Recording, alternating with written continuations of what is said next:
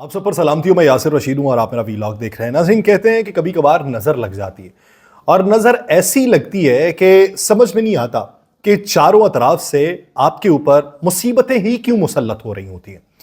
पाकिस्तान की मौजूदा जो सियासी मुआशी सूरत हाल है, इसको देखते हुए अनरेस्ट तो यहां पर मौजूद है, लेकिन इस व्लॉग के अंदर तज़किरा यह करना है कि ईरान ने बड़ी धमकी दी है पाकिस्तान को।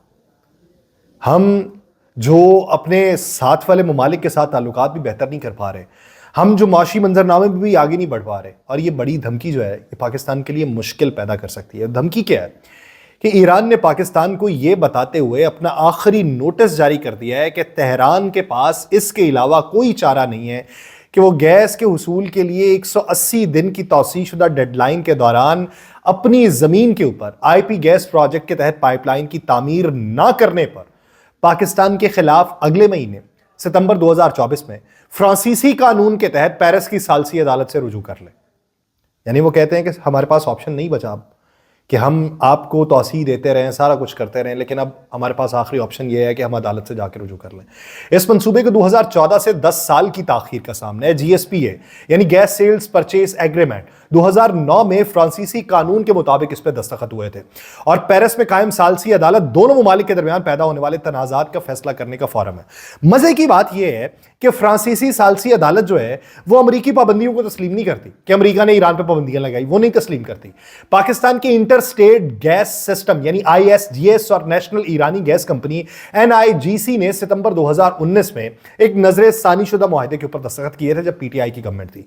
और नजर सानीशुदा मुआहदे के तहत अगर पाइपलाइन की तामीर में ताखीर हुई तो ईरान किसी बैनुल अक़वामी अदालत से रुजू नहीं करेगा। लेकिन पाकिस्तान जो है वो 2024 तक अपनी पाइपलाइन बिछा लेगा। हां, तरसील उसकी नहीं होती तो वह ना जाए। रोजाना ईरान से 750 मिलियन क्यूबिक फीट गैस आनी थी। वो जो रिव्यू एग्रीमेंट था उसके तहत पाकिस्तान फरवरी या मार्च 2024 तक अपनी सरजमीन में पाइपलाइन का हिस्सा खड़ा करने का पाबंद था, लेकिन ईरान ने पाकिस्तान को सहूलत फराम की और सितंबर 2024 में खत्म होने वाली 180 दिन की डेडलाइन में तौसीह कर दी। लेकिन हुकाम फिर से पाइपलाइन बिछाने में नाकाम रहे। अब आके ईरान ने यह कहा कि हम अपना आखिरी नोटिस जारी कर रहे हैं।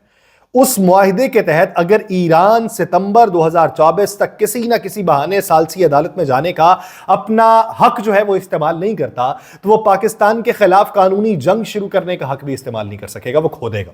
और ईरान ने इससे पहले नवंबर दिसंबर 2022 में पाकिस्तान को अपना दूसरा कानूनी नोटिस जारी किया था, यानी पीडीएम की गवर्नमेंट में, जिसमें पाकिस्तान से यह कहा गया था कि वो फरवरी मार्च 2024 तक अपनी सरजमीन में Iran Pakistan IP petrol project का एक हिस्सा तामीर करे या फिर 18 अरब डॉलर का जुर्माना अदा करने के लिए तैयार रहे।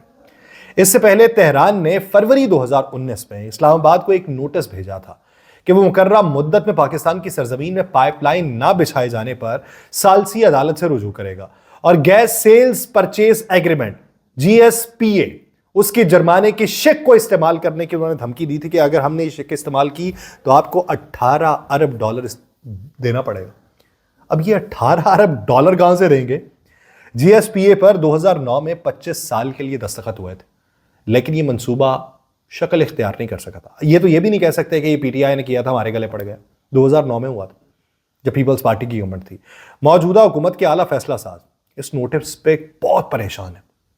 पेट्रोलियम डिवीजन के मुतलका हुकाम ने इस बात की हिकमत अमली तैयार करने के लिए सर जोड़े हैं कि मुल्क को 10 रोज पहले मौसूल होने वाले नोटिस के बाद जवाब क्या दें, कैसे मनाएं उनको।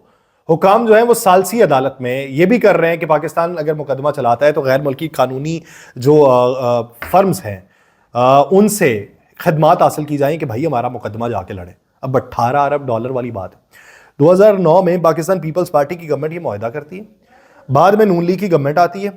2014 से लेके अब तक 10 साल का फर्क पड़ गया, अभी तक ये पाइपलाइन नहीं बिछाई जा सकी। 2019 में रिव्यू होता है, पाकिस्तान तहरीक इंसाफ की गवर्नमेंट करती है, वो कहती है कि हाँ जी हम कर लेंगे। बाद में पीडीएम की गवर्नमेंट आती है, पीडीएम की गवर्नमेंट कहती है नहीं करेंगे। उन्हें ये पड़ जाता है कि ये तो अमेरिका के साथ मामलात खराब हो जाएंगे। अब उस पे मोहलत जो दी होती है, दूसरा नोटिस जारी किया जाता है कि भाई साहब आप कर लें, हमारे साथ जो एग्रीमेंट किया हुआ है उसके मुताबिक आप अपनी पाइपलाइन बिछा लें। ये पाइपलाइन फिर भी नहीं बिछाते। जब पाइपलाइन नहीं बिछाते तो वो कहते हैं कि हमारे साथ एग्रीमेंट किया क्यों था। अब हमने अपनी जो प्लानिंग कर रखी है, हमने अपनी जो चीजें तामीर कर रखी है, उनका क्या करें अगर आपने पाइपलाइन नहीं बिछानी। और तौसी पे तौसी मांगते हुए ये दिन आन पहुंचा है कि आपने फिर पाइपलाइन नहीं बिछाई हुई। अब हमारे पास ऑप्शन ये है कि हम उठे और अपना जो खर्चा किया हुआ है उसके हर्जाने के लिए हम चले जाएं आलमी अदालत में। वो जो सालसी अदालत है वहां पे जाके पाकिस्तान ये भी मौक़िफ़ नहीं अपनाएगा जी देखे जी अमेरिका ने पाबंदियां लगाई हुई हैं, ये किया हुआ है, वो किया हुआ है, वो तो मानते ही नहीं है उसको। अब इनको ये मुश्किल पड़ी हुई, यानी इस तरफ को तवज्जो ही नहीं दी। पड़ी थी अमेरिका बहादुर की कि अमेरिका बहादुर क्या कहेगा, क्या हमारे मामलात होंगे। रशिया, भारत, अफगानिस्तान, बांग्लादेश, आपके साथ वाले ममालिक ईरान के साथ ताल्लुकात ठीक करके बैठे हुए हैं, लेकिन आपने नहीं करने थे। अब एक तरफ 18 अरब डॉलर का मसला पड़ा हुआ है, तो पाकिस्तान में क्या चल रहा है, इंटरनेट शटडाउन। 2023 में पाकिस्तान की इक्तिसादियात को 65 अरब रुपए का नुकसान हुआ था। 8 करोड़ 30 लाख पाकिस्तानी मुतासिर हुए थे। अब की बार देख लें कि आपको कितना नुकसान हुआ है। आप जो डॉलर्स दूसरों से मांगते फिर रहे हैं, ज्यादा नुकसान आपको यहां पे हुआ है, लेकिन उस तरफ तवज्जो ही नहीं। हमारी तरजीहात क्या है, यूटिलिटी स्टोर को बंद कर दो। हमारी तरजीहात क्या है कि टैक्स बढ़ा दो। हमारी तरजीहात क्या है, शराय सूद बढ़ा दो। हमारी तरजीहात क्या है, अवाम से पैसा निचोड़ लो। हमारी तरजीहात क्या है कि गरीब मुल्क का अमीर वजीर आजम जो है वो किफायतशारी मुहिम का ऐलान करता है, लेकिन अपने ही जो वहां पे वजीर आजम हाउस वाले लोग हैं उनको साल में 2 से ज्यादा बार एजाजिया दे दिया जाता है, यानी बोनस उन्हें दे देते हैं। उनको बोनस दिए जा रहे हैं, अवाम भूख से मर रही है, और अवाम के लिए जो बेहतर प्रोजेक्ट होने थे वो आपसे हो नहीं पा रहे। तो फिर क्या बनेगा। फिर इस वक्त टेंशन बनी हुई है कि जो ईरान की धमकी है, उस धमकी का जवाब, ये बाकायदा तौर पे धमकी है, ये तीसरा नोटिस जो है ये एक धमकी है। उन्होंने ये बता दिया कि हमारे पास ये देख लें, इसके अलावा कोई चारा नहीं है। अब जब उनके पास कोई चारा नहीं है तो इनके पास क्या चारा बचा हुआ है। हमारे यहां पे काम क्या हो रहे हैं, सुप्रीम कोर्ट में इतने जज लगा लें। काम क्या हो रहे हैं, मौलाना के रुकन से बिल पास करवा लें। काम क्या हो रहे हैं, इलेक्शन को मुलतवी कर दें। काम क्या हो रहे हैं कि IMF से जो पैसे लेने थे उसमें डिले क्यों हो रहा है, क्या पंगा रह गया। काम क्या हो रहे हैं कि मोटरवे का टोल टैक्स बढ़ा दें। काम क्या हो रहे हैं कि अवाम के ऊपर महंगाई का मजीद बोझ जो है वो मुसल्लत कर दें। जब ये सारा कुछ करेंगे तो आहें तो लगती है, तो ये आहें लगी हुई। अब इसमें कसूर किसका है, पाइपलाइन के ना बिछाए जाने पे किसका कसूर है।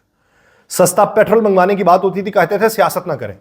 तो अब इस मामले पे क्या सियासत कर लें या ना करें, इस मामले पे जवाब तलबी कर लें या ना करें, इस मामले पे सवाल उठा लें या ना उठाएं, बता दें क्या करना है।